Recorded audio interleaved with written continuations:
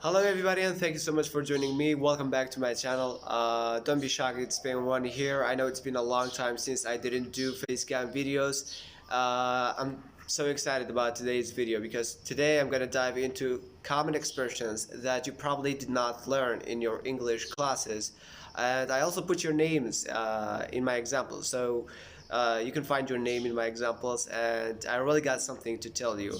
So please continue watching up to the end if you are really interested in.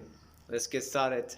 Now, before I transition to talking about the expressions, these expressions you have to just know the meaning because you cannot translate the expression word to word. It doesn't work that way. Just ruin the meaning. So you just have to know the meaning that stands behind these expressions. Well, in fact, native English speakers, British people, and American speakers use expressions a lot in their daily speech. So you need to know these expressions if you want to diversify your language, diversify your speech. So let's go. Now, the first common expression is to pull together. To pull together stands for working as a group to achieve something. An example would be Dr. Salah won the match against Saddam's team because he really made an effort to pull together. Or if someone is not feeling good or may have some emotional problem, feeling panic for example, you can just say pull yourself together. Now pull yourself together means don't worry about it. For example, there is no point crying about the match. Pull yourself together. Rojbin. Alright, moving on to the next expression, which is pick up. Pick up something. Now, pick up has so many different meanings in so many different contexts, but the common meaning is to lift, to carry. And for example, pick up your pen. Or it can also be used to answer the phone. For example, pick up the phone, boy. Or the different meaning is to learn something new or to start doing something. Or we can say making a new hobby. For example, Saresh picked up a new language to learn.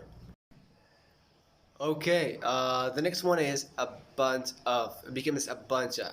This is my favorite one and I use it always. This is the casual way of saying a lot, many. An example, Saya has been to New York City a bunch of times. A bunch of times. And the next common expression is to lighten the mood. And if somebody lightens your mood or the situation, they make it less boring and less serious. For example, Salman told a bunch of jokes to lighten the mood. And by the way, pay close attention to the way that I pronounce this word, lighten. I'm not saying lighten, but lighten. Now, first of all, let's take a look at the word lighten or lighten. The T comes before the N and before the schwa sound. And whenever we have this cluster, we normally pronounce it as the hard T and becomes to do that, we stop the flow of air in our throat to make the stop T. Lighten, lighten. Instead of saying lighten, lighten the mood.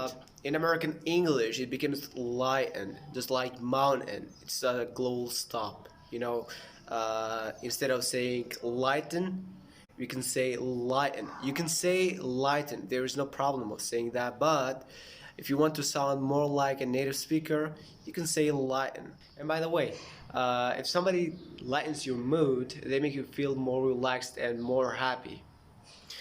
For me as myself, Panera Khan, Rojbin, Rezdad, and Saddam, they always lighten my mood.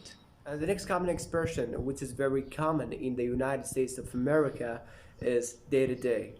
Day to day means in our daily life or in everyday life. Day to day. For example, Banas went to the supermarket to buy the items that she needs for day-to-day life. And the next common expression is for the time being. And for the time being means for the present time, at this time, during this time, at this moment, whatever you call it, but it's temporarily. Okay. For example, Pesha is living with his father for the time being, which means he's living with his father during this time, temporarily. Alright guys, that was all from me for today's class, and thank you so much for tuning in, and let me know if you enjoyed watching my video. Don't forget to give me a thumbs up and subscribe to my channel if you have not already. You can find the red button right below my channel and click on it. I'll see you in my next video. Bye bye.